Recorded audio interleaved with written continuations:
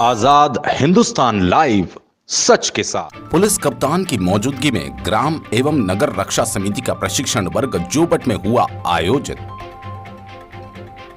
जोबट अनुभाग में आज पुलिस अधीक्षक श्री मनोज कुमार सिंह की गरिमामयी उपस्थिति में ग्राम नगर रक्षा समिति का प्रशिक्षण वर्ग आयोजित किया गया। इस प्रशिक्षण सत्र में जोबट पुलिस अनुभाग के सभी 6 थाना क्षेत्रों से आए पुलिसकर्मी तथा ग्राम रक्षा समिति के सदस्य सम्मिलित हुए। कार्यक्रम के प्रारंभ में एसडीओपी नीरज नामदेव ने बताया, ग्राम रक्षा समिति के सदस्य पुलिस की आंख, कान और नाक है, जिनके सहयोग से समाज को अपराध मुक्त बनाया जा सकता है। वहीं एसडीएम जोबट देवकीनंदन ने बताया, आगामी पंचायत चुनाव में हमें कंधे से कंधा मिलाकर कार्य करना होगा। एडीएसपी सखाराम सेंगर ने ग्राम रक्षा समिति के प्रत्येक सदस्य को ग्रामों के विकास में सहयोग देने की अपील की। वहीं पुलिस अधीक्षक मनोज सिंह ने सदस्यों को सामग्री वितरित करते हुए ग्राम रक्षा समिति के सदस्यों को निस्वार्थ भाव से अपना दायित्व निभाने के कौशल सिखाए। प्रशिक्षण कार्यक्रम में जोबट अनुभाग के थाना प्रभारी, पत्रकार और गणमान्य नागरिक उपस्थित थे, जिन्होंने ऐसे आयोजनों की खुले मन से प्रशंसा की। अंत में पुलिस अधीक्षक ने आगामी 2 माह में वृहद स्तर पर सम्मेलन पुनः आयोजित करने की बात कही। इस दौरान मंच संचालन शिक्षक फिरोज द्वारा किया गया। कार्यक्रम का समापन पर ग्राम रक्षा समिति के सदस्यों को भोजन वितरित किया गया।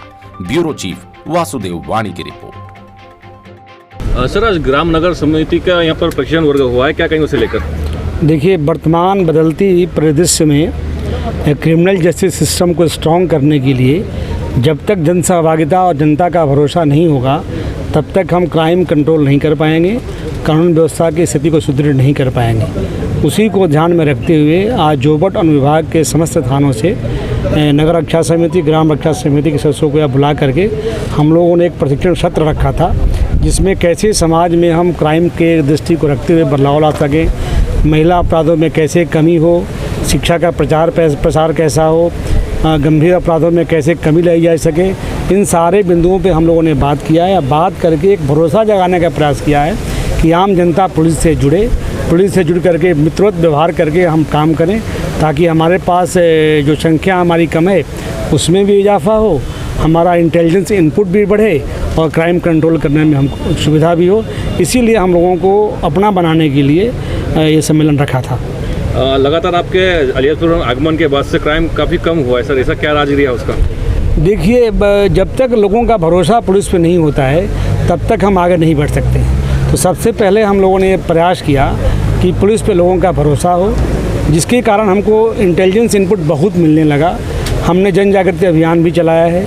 महिला संबंधी अपराधों में हम लोगों ने अलग से एफर्ट किया है। चिन्हित अपराधों के निराकरण में हमारा व्यक्तिगत प्रयास सभी पुलिस वालों का रहा है और आप सबका सहयोग से हम अपराध को कम करने में सफल हुए हैं।